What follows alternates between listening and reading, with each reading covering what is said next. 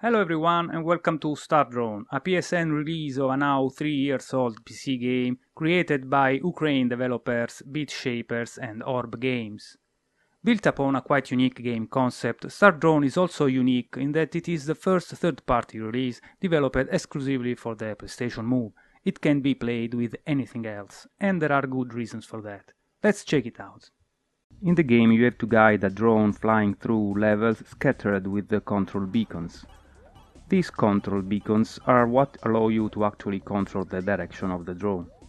Using the move as a pointing device, the player selects the beacon to activate and then hold down the main move button so that the drone is attached to its orbit. You then wait for its trajectory, indicated by the white dots here, to be lined up with where you want to send it, and then release the move button to free it. This is the basic premise.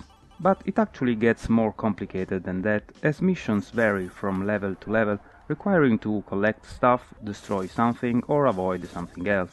For more information about all these, please read the interview with the developers I published on iWatch3d.com a few days ago. You can find the link in the description below. What is important to note here is that whatever the objective, StarDrone is not a game about just collecting stuff, but about doing so as quickly as possible, as time is what your score mainly depends on. Because of this, fulfilling the requirements of a given level is just the beginning. Once you have done that, the fun part begins, as you try to be as fast as possible, looking for the shortest routes and taking more and more risks when it comes to controlling the drone. Each one of StarDrone 50+ levels is designed around this principle. Their elements located in such a way that a real success comes only by following the one correct route designed within each one.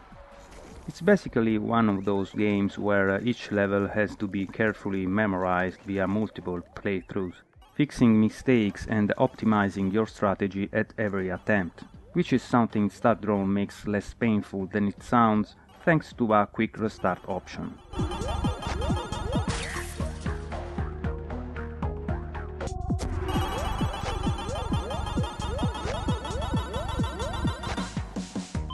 Moreover, you can tweak the speed the drone travels at as you please, which allows you to start slow and get progressively faster as you get to learn the ins and outs of the level at hand. Here is an example.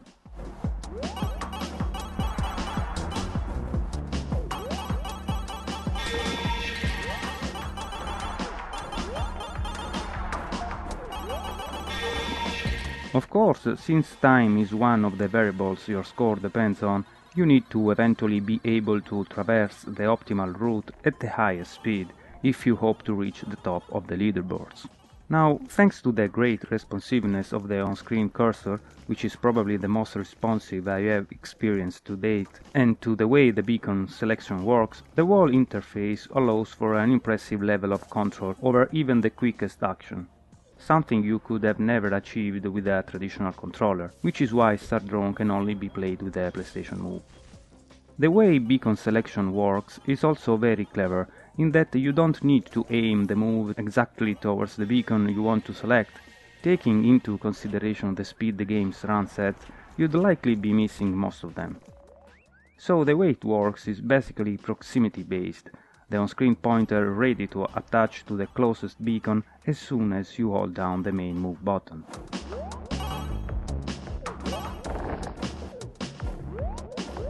The orientation of the arrow indicates the closest beacon at any given time, but you don't really have to look at it to understand what beacon you are going to connect to. Simply pointing the move in the general direction of the beacon will do regardless, and you will find yourself jumping from beacon to beacon with so much confidence and precision it borders mind control.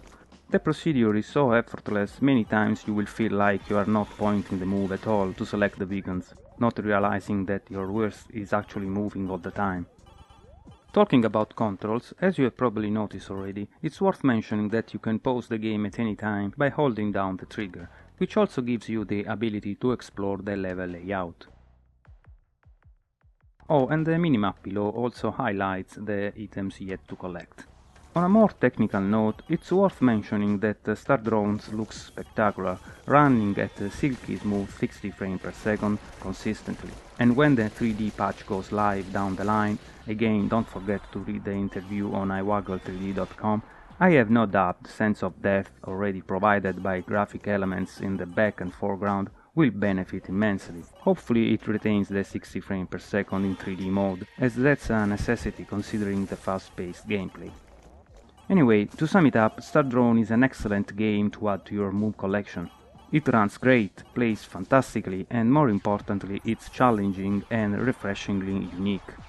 Look forward to its release on PlayStation Store sometime this month for $8 or euros, or 5 if you are a PlayStation Plus member. Thanks for watching, ciao!